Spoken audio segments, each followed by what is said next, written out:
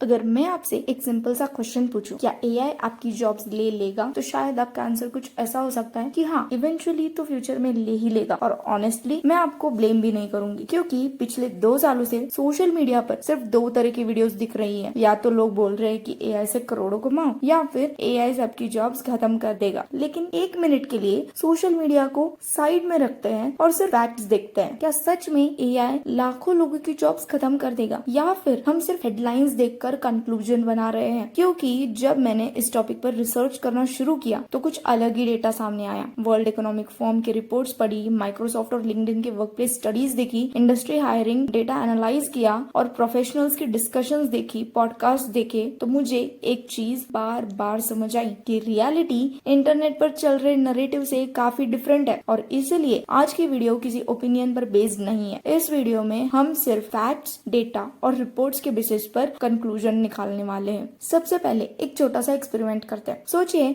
अगर आज से 25 साल पहले मैंने किसी से ये कहा होता कि एक दिन ऐसा आएगा जब लोग घर बैठे शॉपिंग करेंगे, मूवीज फोन पर देखेंगे, बैंक अकाउंट मोबाइल से ऑपरेट करेंगे और मीटिंग्स भी ऑनलाइन होंगी, तो शायद लोग हंसते, क्योंकि उस टाइम इंटरनेट भी एक लग्जरी था। लेकिन आज ये सब नॉर्मल है। और इंटरेस्टिंग बात ये है, उस वक्त भी लोगों को डर था कि इंटरनेट आ रहा है, जॉब्स चली जाएंगी। फिर कंप्यूटर्स आए, लोग बोले कि जॉब्स चली जाएंगी, ऑटोमेशन आया, फिर वही बोला गया। हर टेक्नोलॉजी रिवोल्यूशन के साथ एक कॉमन फियर रिपीट हुआ है, अब इंसान की जरूरत ही नहीं रहेगी। लेकिन हिस्ट्री ने हमें एक इम्पोर्टेंट लेसन सिखाया कि टेक्नोलॉजी कुछ जॉब्स को रिप्लेस करती है, लेकिन उससे ज्यादा वो नई अपॉर्चुनिटीज क्रिएट करती है। और आज एआई के साथ भी हम एग्जैक्टली उसी फेज में खड़े हैं। डिफरेंस सिर्फ इतना है कि इस बार चेंज की जो स्पीड है ना, वो पहले से कई ज्यादा फास्ट है। अब आते हैं सबसे बड़े मिथ पर कि एआई सबकी जॉब्स खा जाएगा। ये सेंटेंस इतना रिपीट हो चुका है कि लोगों ने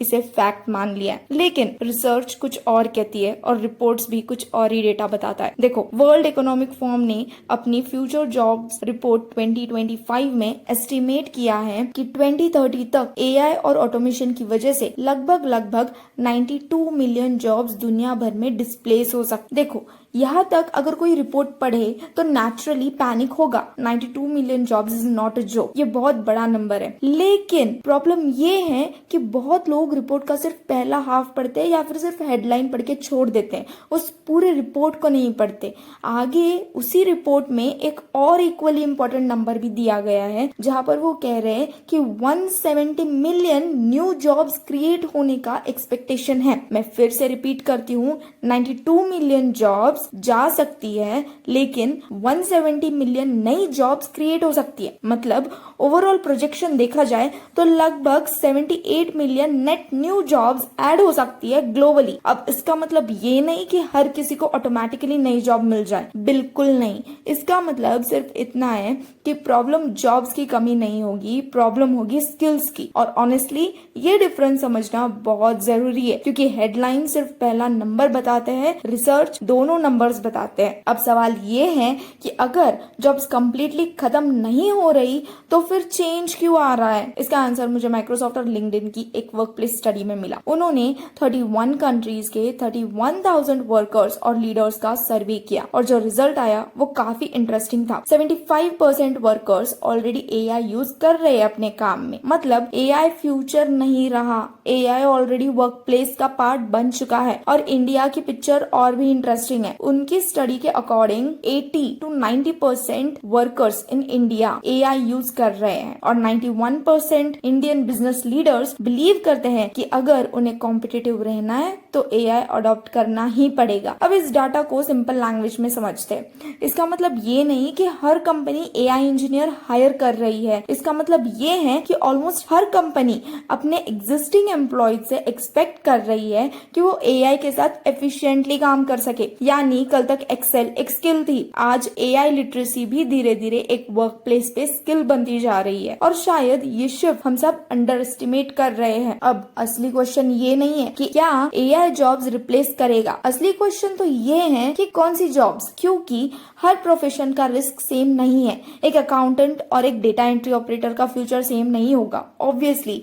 वैसे ही एक डॉक्टर और एक अपॉइंटमेंट शेड्यूलर का फ्यूचर भी सेम नहीं होगा। वैसे ही एक सॉफ्टवेयर इंजीनियर और एक रिपीटेटिव कोडिंग टास्क का फ्यूचर सेम नहीं होगा। और यहीं पर सबसे ज्यादा कंफ्यूजन शुरू होती है, क्योंकि सोशल मीडिया हर जॉब को एक ही कैटेगरी में डाल देता है। रियलिटी उससे काफी ज्यादा डिफरेंट है। और इसीलिए वीडियो के नेक्स्ट पार्ट में हम एग्जैक्टली देखेंगे कि कौन सी जॉब्स सबसे ज्यादा रिस्क में है, कौन सी जॉब्स इवॉल्व होंगी और कौन सी कंप्लीटली नई अपॉर्चुनिटीज क्रिएट कर रहा है एआई। और बिलीव कीजिए, शायद लिस्ट देखकर आप खुद सरप्राइज हो जाओगे, क्योंकि जिन जॉब्स को लोग सबसे ज्यादा डेंजरस मान रहे हैं उनमें से कुछ एक्चुअली ग्रो कर रही है, और जिन्हें लोग कंप्लीटली सेफ समझ रहे हैं उनमें एआई क्वाइटली चेंज लाना शुरू कर चुका है। तो चलिए देखते हैं एआई की वजह से सबसे पहले किस टाइप की जॉब्स पर इम्पैक्ट आने वाला है। इसका आंसर देने से पहले एक सिंपल प्रिंसिपल समझिए। एआई जॉब्स रिप्लेस नहीं करता, एआई टास्क्स ऑटोमेट करता है। और जब किसी जॉब के अंदर 80 या 90% काम रिपीटेटिव हो,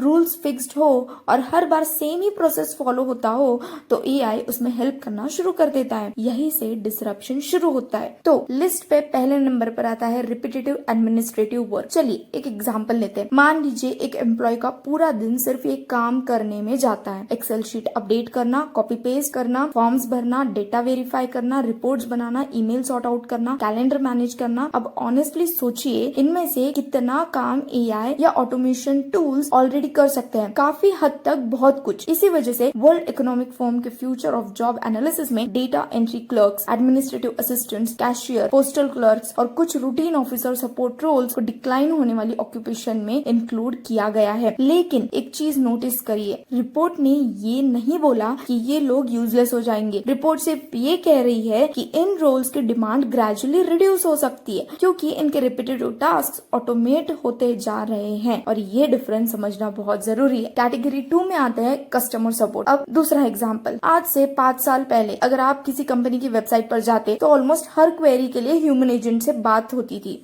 आज सबसे पहले चैटबॉट, फिर एआई असिस्टेंट, फिर ऑटोमेटेड ईमेल और फिर कॉम्प्लेक्स इश्यू होने पर ह्यूमन सपोर्ट मिलता है। ये मॉडल ऑलमोस्ट हर इंडस्ट्री अडॉप्ट कर रही है। मतलब कस्टमर सपोर्ट खत्म नहीं हुआ, लेकिन उसका जो स्ट्रक्चर है वो चेंज हो गया है। अब कंपनीज हर सिंपल क्वेरीज के लिए ह्यूमन हायर नहीं करना चाहती, वो ह्यूमंस को सिर्फ डिफिकल्ट कन्वर्सेशंस के लिए रिजर्व कर रही है। इसीलिए फ्यूचर कस्टमर सपोर्ट रिप्रेजेंटेटिव को सिर्फ स्क्रिप्ट्स फॉलो करना इनफ नहीं होगा। Problem solving, empathy, decision making, ये स्किल्स और इम्पोर्टेंट हो जाएंगी। Category 3 basic content production. ये पॉइंट शायद क्रिएटर्स को थोड़ा अनकंफर्टेबल लगेगा, लेकिन बात करना जरूरी है। आज एआई बेसिक ब्लॉग ड्राफ्ट्स लिख सकता है, ईमेल्स लिख सकता है, प्रोडक्ट डिस्क्रिप्शंस जनरेट कर सकता है, सिंपल सोशल मीडिया कैप्शंस बना सकता है, ट्रांसलेशंस कर सकता है, समरीज लिख सकता है। तो इसका मतलब कंटेंट राइटिंग खत्म? बिल्कुल नहीं। इसका मतलब ये है कि जो जेनेरिक कंटेंट की वैल्यू है वो कम हो रही है। अगर आपका काम सिर्फ इन्फॉर्मेशन रिपीट करना है तो एआई उसमें काफी फास्ट हो सकता है, लेकिन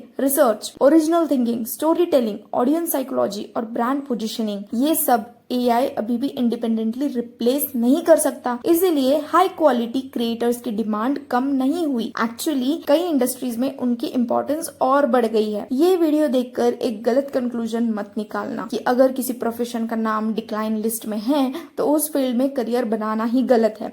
रियलिटी उससे काफी डिफरेंट है। हर प्रोफेशन इवॉल्व होता है, एआई भी काम करने का तरीका चेंज करेगा, हर प्रोफेशन को इक्वली रिप्लेस नहीं करेगा। तो अब एक और इम्पोर्टेंट क्वेश्चन बचता है, अगर कुछ जॉब्स स्लो हो रही है तो अपॉर्चुनिटीज कहाँ क्रिएट हो रही है, कौन सी स्किल्स कंपनीज एग्रेसिवली हायर कर रही है। वर्ल्ड इकोनॉमिक फोरम के according fastest growing technical skills में इंक्लूडेड है AI, big data, networks, cyber security, technology literacy. लेकिन एक और सरप्राइजिंग ऑब्जर्वेशन भी है, सबसे वैल्यूएबल ह्यूमन स्किल्स में इंक्लूडेड है creative thinking, analytical thinking, curiosity, continuous learning. आप सोचिए ये कितनी इंटरेस्टिंग बात है। एक तरफ दुनिया एआई की बात कर रही है और दूसरी तरफ एम्प्लॉयर्स ह्यूमन स्किल्स को भी उतना ही इंपॉर्टेंस दे रहे हैं। क्यों? क्योंकि एआई इंफॉर्मेशन जनरेट कर सकता है, डिसीजन आपको लेना होता है, एआई सजेशंस दे सकता है, रिस्पॉन्सिबिलिटी आपकी होती है, एआई ड्राफ्ट बना सकता है, स्ट्रैटेजी आप बनाते हो। और इसीलिए फ्यूचर सिर्फ एआई का नहीं है, future AI plus human intelligence का है। टेक्नोलॉजी की हिस्ट्री हमेशा यही रही है कि चेंज अनकंफर्टेबल होता है, लेकिन प्रिपरेशन उस चेंज को अपॉर्चुनिटी बना देती है।